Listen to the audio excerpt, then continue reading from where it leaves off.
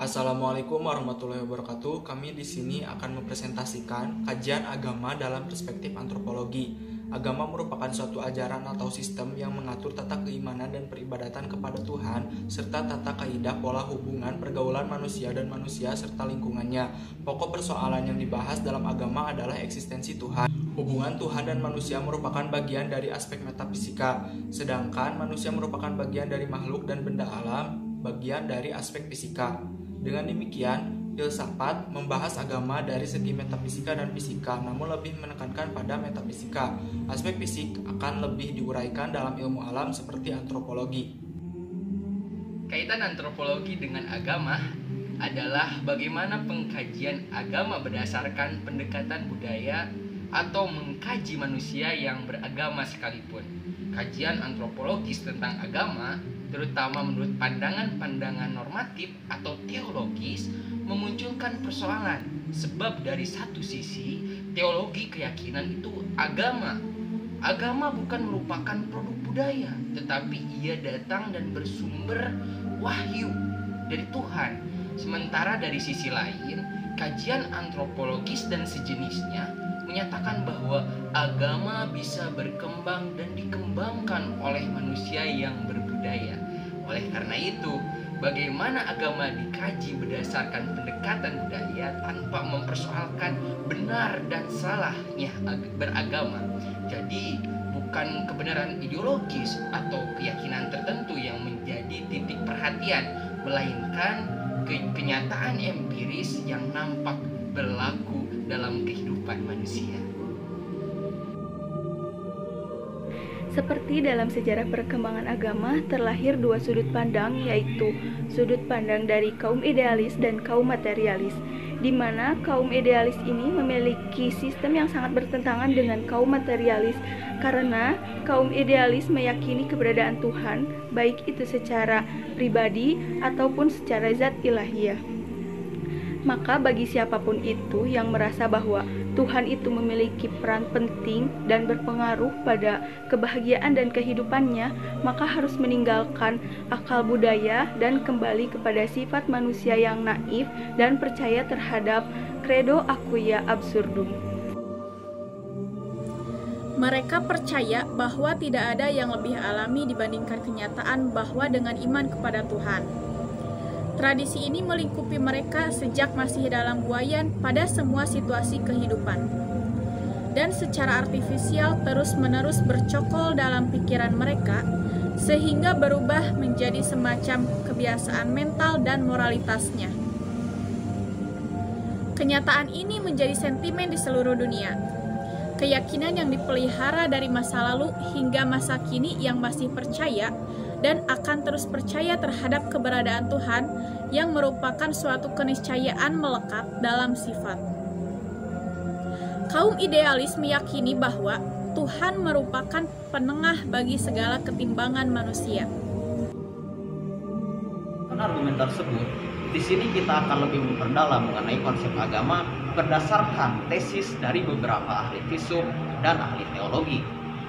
Di antara ahli filsuf dan ahli teologi, mereka memiliki pandangan yang berbeda-beda dari segi dimensional yang diperhatikan dan mereka lihat dalam konsep agama ini. Seorang teologis tentunya akan mempercayai keberadaan Tuhan karena mereka berangkat dari pemikiran sucinya. Namun, seorang filsuf cenderung mempertimbangkan dan memperhatikan dari segi materialitas dalam menentukan pandangannya. Konsep Tuhan merupakan konsepsi bagian yang integral atau yang berkesinambungan antara Tuhan dan juga agama.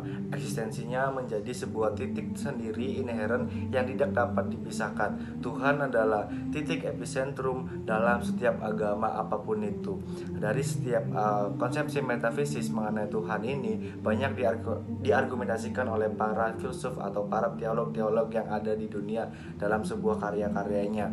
Salah satu tokoh yang paling vokal menentang dan menegaskan eksistensi Tuhan diantaranya yaitu adalah Ludwig Verbitz, bahwasanya Tuhan ini adalah sebuah kekuatan yang tidak bisa digerakkan oleh siapapun itu. Verba dalam tesis termasyhurnya menyatakan bahwa Tuhan Tuhan dalam agama merupakan produk kesadaran manusia. Tuhan menurutnya adalah hasil kesadaran manusia yang berhadapan dengan keterbatasan kodrati ketika ia berhasrat untuk mencapai kebahagiaan. Memang tidak bisa dipungkiri bahwa esensi agama adalah kesadaran manusia akan Tuhan. Akan tetapi, kesadaran akan Tuhan dalam agama itu tidak lain adalah kesadaran manusia akan kodratnya sendiri yang direfleksikannya. Ketika seseorang berelasi dengan Tuhan dalam agama, sebenarnya ia berelasi dengan objek yang tak lain dirinya sendiri. Oleh karena itu, kita mengenal adagium yang terkenal dari verbah bahwa Tuhan adalah proyeksi dari manusia. Untuk mengada dan menjadi, manusia terbatas oleh alam. Namun, keterbatasan itu tidak membuat manusia tunduk, melainkan mendorong pada sesuatu yang tak terbatas dan melampaui alam atau yang disebut dengan Tuhan. Kepadanya, manusia menaruh harapan untuk mengada dan menjadi.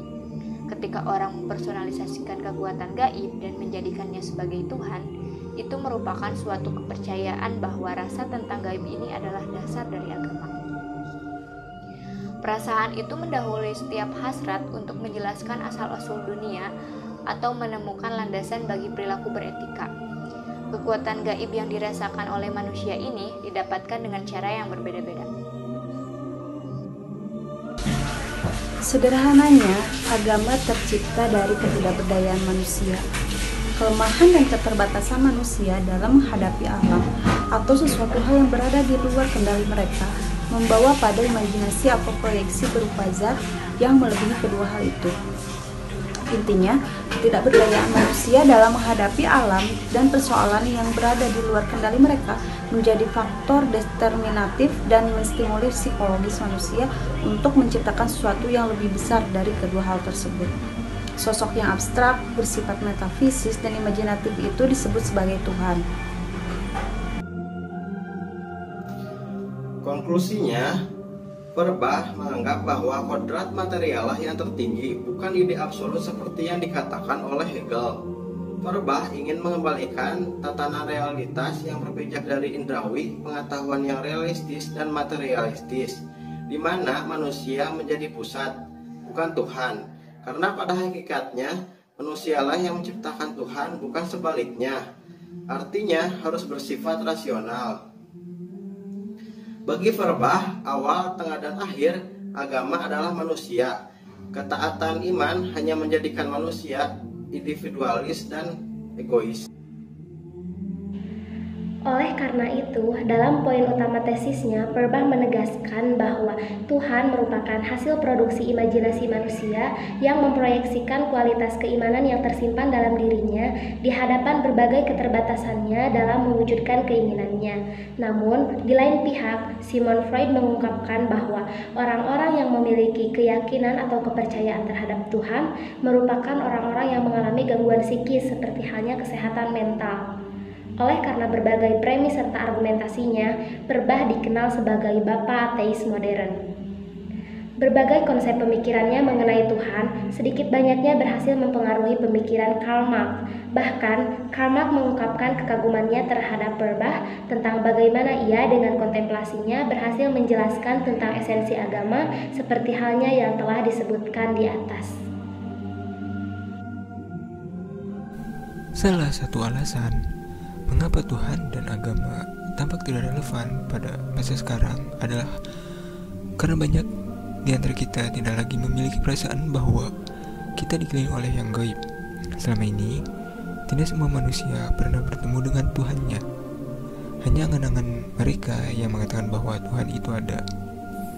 Atas praduga tersebut, kultur ilmiah kita telah mendidik kita untuk memusatkan perhatian hanya kepada dunia fisik dan material yang hadir di hadapan kita. Dari berkembangnya sebuah ilmu pengetahuan yang dapat berakibat kepada hilangnya kepekaan mengenai hal spiritual atau hal-hal suci seperti yang melingkupi kehidupan masyarakat yang lebih tradisional kepada setiap tingkatannya dan yang dahulunya merupakan bagian esensial pengalaman manusia tentang dunia. Terlebih seiring perkembangannya zaman yang terus menegaskan bahwa Tuhan dan agama bukan suatu hal lagi yang penting atau yang utama lagi. Dengan kehadiran ilmu pengetahuan yang mengulik secara keseluruhan kejadian dunia ini dengan ilmiah, sehingga dapat diterima rasionalitasnya oleh akal sehat manusia. Beda halnya ketika kita berhadapan langsung dengan orang yang percaya kepada Tuhan dan agama. Ketika mereka mulai membentuk mitos dan menyembah Tuhannya, mereka tidak sedang mencari penafsiran harfiahnya. Mereka meyakini dengan sepenuh hati akan kehadiran kekuatan yang gaib yang melebihi kekuatan dari manusia. Kekuatan yang tidak mungkin nampak secara subjektif. Oleh sebab itu, mereka mulai menyebarkan kisah-kisah misteri yang dialaminya secara turun-temurun. Jika mereka disuruh untuk meninggalkan kepercayaan tersebut, walaupun sudah terbukti atau dijelaskan secara ilmiah, mereka tidak akan mau. Kenapa?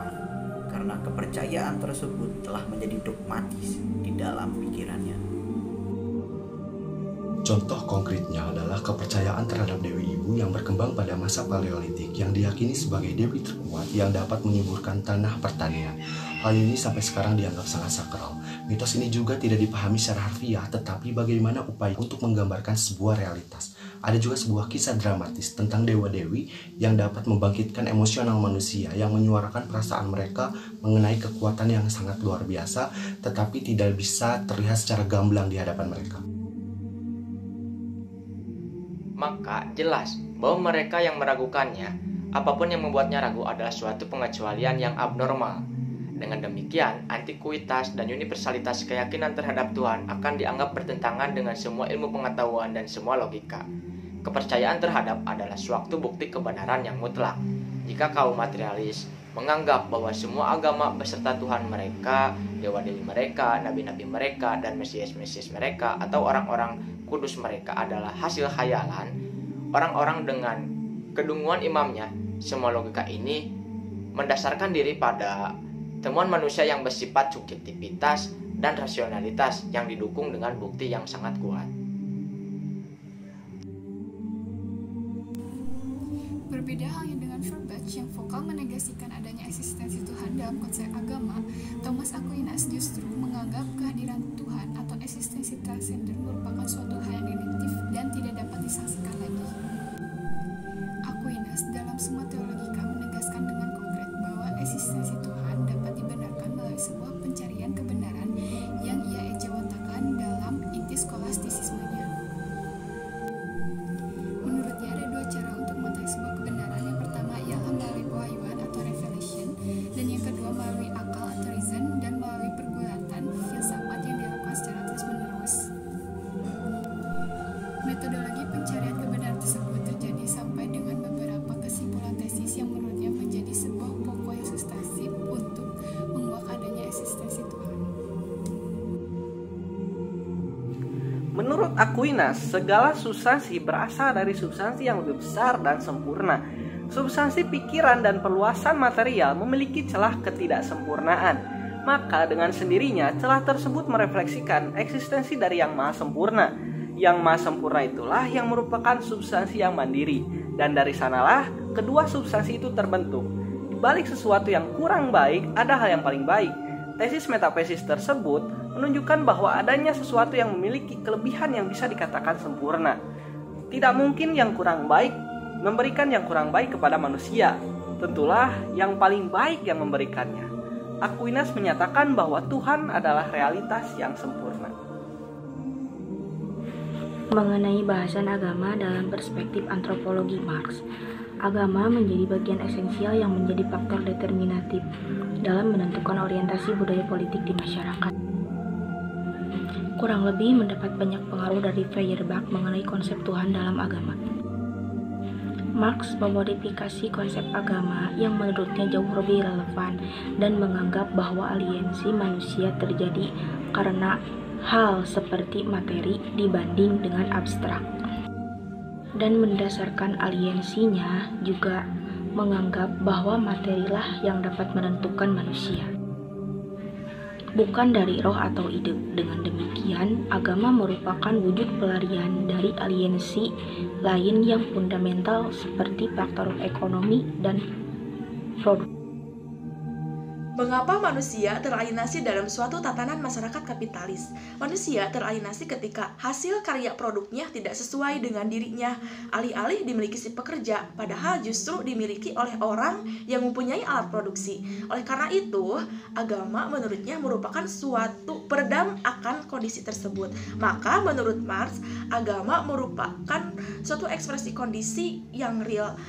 Agama tak jauh dari keluhan, penderitaan, dan juga sebagai jeritan protes terhadap suatu keadaan yang real. Agama dianggap sebagai penenang terhadap suatu penderitaan yang sama sekali tidak menyelesaikan masalah. Sehingga bagi Marx, ini merupakan persoalan yang sangat serius bagi manusia, yaitu penghilangan kebahagiaan real atau konkret yang disebabkan oleh kebahagiaan ilusif dari agama. Hal ini karena agama dianggap sebagai penenang atau opium yang akan mendominasi pemikiran manusia. Usaha untuk mendatangkan kebahagiaan real atau konkret tersebut nantinya akan tereduksi oleh konsep eksistensi Tuhan yang ada dalam agama. Maka nantinya masyarakat tertindas hanya akan menjadi penonton pasif atas penindasan kaum borjuis yang didasari oleh dalil-dalil di dalam agama. Pertentangan antara kaum idealis dan kaum materialis yang dianggap menjadi pertentangan abadi dan tidak terselesaikan dapat dijadikan tolak ukur bagi kita sebagai bahan pembelajaran dan dalam menentukan pilihan. Representasi pemikiran dari kedua kaum ini sepenuhnya tidak ada yang benar ataupun yang salah. Keduanya memiliki dimensi yang bertolak belakang. Artinya, dimensi kaum idealis akan dianggap benar bagi mereka yang meyakini Tuhan. Tetapi, dimensi kaum materialis juga dapat dikatakan benar bagi mereka yang meyakini ilmu pengetahuan sebagai sesuatu yang real dan subjektif. Apapun yang menjadi alasannya, seharusnya kedua pemikiran ini dapat dihargai satu sama lain. Jangan ada perselisihan yang menyebabkan disorientasi dan disinterpretasi terhadap masing-masing pemikirannya. Sekian, terima kasih. Wassalamualaikum warahmatullahi wabarakatuh.